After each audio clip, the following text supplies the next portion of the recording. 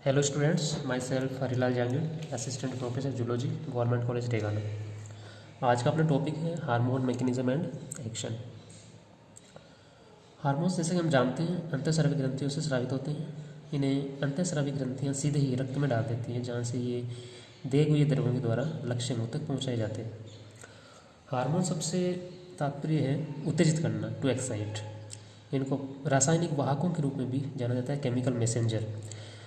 इनकी सूक्ष्म मात्रा भी अत्यधिक प्रभावशाली होती है व इनका प्रभाव जो है वो लंबे समय तक बना रहता है। अब हम बात करते हैं कि हार्मोन्स की कार्यविधि क्या है, किस प्रकार से ये कोशिकाओं में जाकर अपना प्रभाव दिखाते हैं। हार्मोन्स सीधे ही कोशिकीय संरचनाओं पर कार्य नहीं करते हैं, इसको हम आगे देखेंगे किस प्रकार से ये अपना प्रभाव दिखाते हैं।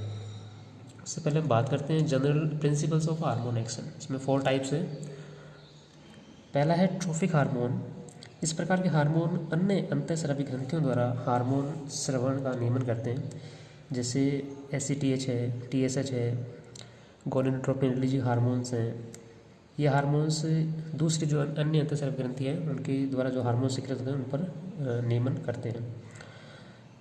दूसरा है साइनर्जिज्म। जब 2 या अधिक हार्मोन एक साथ एक लक्ष्य कोशिका में समान प्रभाव उत्पन्न करते हैं तो परिणाम स्वरूप इनका जो प्रभाव वो बढ़ जाता है। इंडिविजुअली जो प्रभाव उसकी बजाय इन दोनों का सम्मिलित जो प्रभाव है वो बढ़ जाता है। इसका एग्जांपल जैसे देख सकते हैं अपन, स्तन ग्रंथियों द्वारा जो मिल्क सिक्रेशन होता है उसमें कई हार्मोन मिलकर काम करते हैं, जैसे प्रोलैक्टिन है, ऑक्सीटोसिन है। तो इन सभी के जो सम्मिलित प्रभाव उसको अपन साइनर्जिज्म कहेंगे। तीसरा जो है वो परमिसिवनेस है। इसमें एक हार्मोन की सूक्ष्म जो मात्रा है वो दूसरे हार्मोन के इफेक्ट को बढ़ा देती है। जैसे थायराइड हार्मोन जो है वो एपिनेफ्रिन की क्रिया हेतु रिसेप्टर की संख्या को बढ़ा देते हैं, जिससे जो एपिनेफ्रिन है उसकी क्रियाशीलता बढ़ जाती है। चौथा है एंटागोनिज्म, जिसमें हार्मोन्स का एक दूसरे के विपरीत प्रभाव होता है, जैसे इंसुलिन और ग्लूकागॉन जो एक दूसरे के विपरीत प्रभाव में कार्य करते हैं। नेक्स्ट अपन लेते हैं हार्मोन्स को हम 2 कैटेगरी में बांट सकते हैं, हाइड्रोफिलिक हार्मोन, दूसरा है लिपोफिलिक हार्मोन। जैसे नाम से मालूम पड़ता है, हाइड्रोफिलिक जो वाटर सोल्यूबल हार्मोन्स हैं, they are transported simply dissolve in blood. Simply जो ब्लड में डिजोल्व होकर के इनका परिवहन होता है, जैसे कि कैटाकोलेमिन्स हैं जो एपिनेफ्रिन और नॉर एपिनेफ्रिन जो एड्रेनल मेडुला से स्रावित होते हैं, जिनको सम्मिलित रूप से कैटाकोलेमिन्स कहते हैं। और जो पेप्टाइड और प्रोटीन्स हार्मोन्स हैं वो हाइड्रोफिलिक हार्मोन्स कहलाते हैं। दूसरे होते हैं लिपोफिलिक जो फैट सोल्यूबल विटामिन जो होते हैं।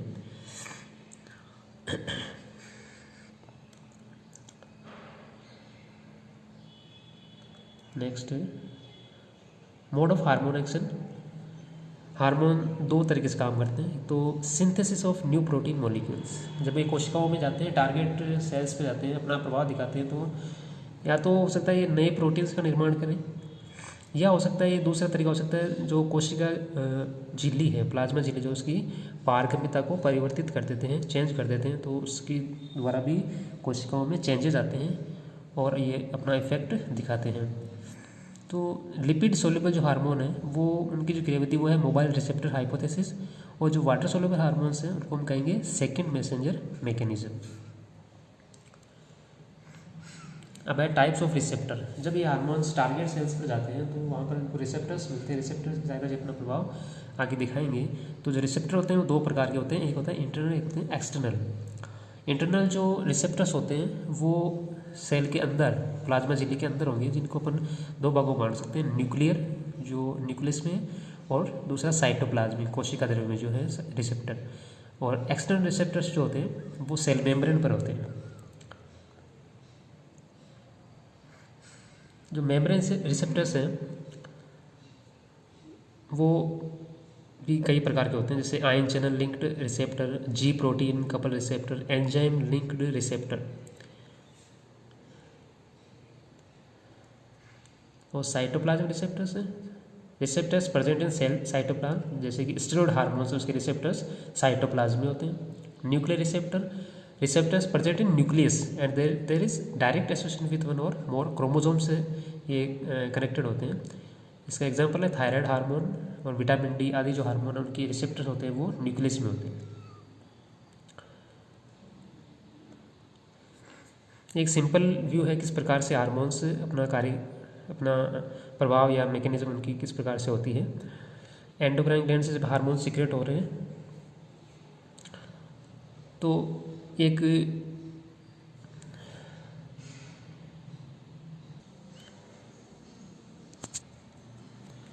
इनका एक जनरल लेआउट है। एंडोक्राइन ग्लैंड से हार्मोन सीक्रेट है, हार्मोन फिर जो टारगेट सेल ये अपन देख रहे हैं इसकी, यहाँ पर जो प्लाज्मा सेल उस पर रिसेप्टर्स होंगे, उसके द्वारा ये अंदर जाकर अपना प्रभाव दिखाएंगे कनेक्ट होकर। Binding of hormone with receptor triggers one of the following intracellular events. जब ये टारगेट सेल से रिसेप्टर से कनेक्ट होते हैं, बाउंड हो जाते हैं, तो फिर ये 3 प्रकार से अपना प्रभाव दिखा सकते हैं। पहला है अल्ट्रस चैनल परमेबिलिटी, जो प्लाज्मा मेम्ब्रेन की चैनल परमेबिलिटी पारगम्यता है उसको चेंज कर देते हैं। दूसरा हो सकता है acts through second messenger system, किसी अन्य मॉलिक्यूल्स को ये एक्टिवेट करेंगे, वो उसका अपना प्रभाव दिखाएगा, दैट इज सेकंड मैसेंजर। और तीसरा हो सकता है जैसे जो न्यूक्लियस में जाते हैं हार्मोन्स, रिसेप्टर्स से कनेक्ट होते हैं, तो वहाँ पर ये जो जीन्स है उनको अपन ये जीन्स को ये हार्मोन्स एक्टिवेट कर देते हैं, और जीन्स के द्वारा फिर वो ये प्रोसेस जो प्रोटीन सिंथेसिस की होती है, मैसेज आर निर्माण और प्रोटीन के निर्माण के द्वारा ये जो चेंजेस आते हैं, फिजियोलॉजिकल रेस्पॉन्स जो आते हैं, उसके द्वारा ये अपना प्रभाव दिखाते हैं।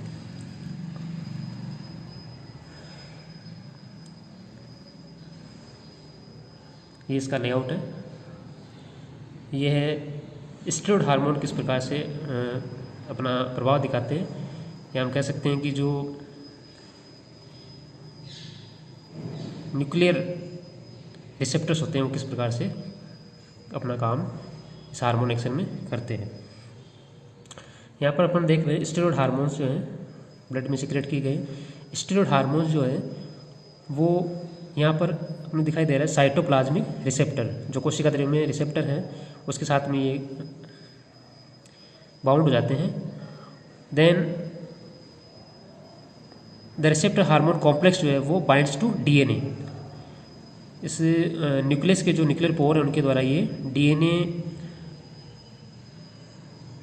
से बाउंड हो जाते हैं एंड एक्टिवेट्स और रिप्रेसेस वन और मोर जीन्स। जीन्स को वो एक्टिवेट कर देते हैं या उनको रिप्रेस कर सकते हैं, दोनों ही तरीके से इसमें चेंज आ सकते हैं। उसके बाद में एक्टिवेट होने से ट्रांसक्रिप्शन प्रक्रिया वो शुरू हो जाती है, मैसेज आरएनए निर्माण होता है, वही जो प्रोटीन सिंथेसिस के दौरान होती है। उसी प्रकार से मैसेज आरएनए, उसके बाद में ट्रांसलेशन और नए प्रोटीन्स का निर्माण होता है, और इन प्रोटीन्स के द्वारा ये अपना प्रभाव या अपनी अभिव्यक्ति प्रदर्शित करते हैं और कोशिका में चेंजेस आते हैं।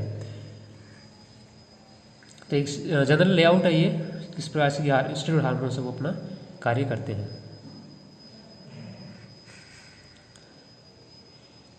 एक अन्य है जो वाटर सोल्यूबल हार्मोन्स हैं, जो जीन्स के द्वारा वो तो था lipid soluble hormone, steroid hormones किस प्रकार अपना कार्य करते हैं। दूसरे जो वाटर सोल्यूबल हार्मोन्स हैं वो सेकंड मैसेंजर के थ्रू अपना प्रभाव दिखाते हैं। यहाँ पर अपन देख रहे हैं ब्लड कैपिलरी हार्मोन्स हैं। यह हार्मोन्स यहाँ पर आकर के जो प्लाज्मा मेम्ब्रेन है इसके ऊपर जो रिसेप्टर्स होते हैं, विशिष्ट प्रकार के रिसेप्टर होते हैं, उनके साथ में ये कनेक्ट हो जाते हैं। बाइंडिंग ऑफ हार्मोन, हार्मोन को अपन फर्स्ट मैसेंजर भी कहते हैं, to its receptor activates G protein. तो जब ये हार्मोन्स रिसेप्टर से कनेक्ट हो जाते हैं तो ये एक जी प्रोटीन है मेम्ब्रेन में, उसको एक्टिवेट कर देते हैं। जी प्रोटीन को एक्टिवेट करते हैं, विच एक्टिवेट एडिनाइलेट साइक्लेज जो एंजाइम है उसको एक्टिवेट कर देती है, और एटीपी की सहायता से फिर ये किस में बदल जाएंगे, साइक्लिक एएमपी का निर्माण होता है, जिसको अपन सेकेंड मैसेंजर कहते हैं। एक्टिवेटेड जो एडिनाइलेट साइक्लेज वो है वो एटीपी को साइक्लिक एएमपी में कन्वर्ट कर देता है। Then cyclic AMP serve as a second messenger to activate protein kinases. फिर ये साइक्लिक एएमपी जो है वो प्रोटीन काइनेज को एक्टिवेट करता है। देन एक्टिवेट प्रोटीन काइनेजेस है वो फास्फोराइलेट सेलुलर प्रोटीन्स, कोशिका के अंदर प्रोटीन से उनका फास्फोराइलेशन कर देता है। After that millions of phosphorylated proteins cause reactions that produce physiological response। उसके द्वारा फिर कोशिका में चेंजेज आते हैं। Then phosphodiesterases inactivates cyclic AMP. Phosphodiesterases inactivates जो ये एंजाइम्स हैं, फास्फोडाइएस्ट्रेजेज वो साइक्लिक जब फंक्शन पूरा रहता है तो साइक्लिक एएमपी को इनएक्टिवेट कर देते हैं। तो इस प्रकार से ये पूरी प्रोसेस के द्वारा हम समझते हैं कि किस प्रकार से ये जो वाटर सोल्यूबल हार्मोन्स हैं वो सेकेंड मैसेंजर के थ्रू अपना प्रभाव कोशिका में टारगेट सेल में दिखाते हैं। Hope you like the mechanism of hormone action. Thank you.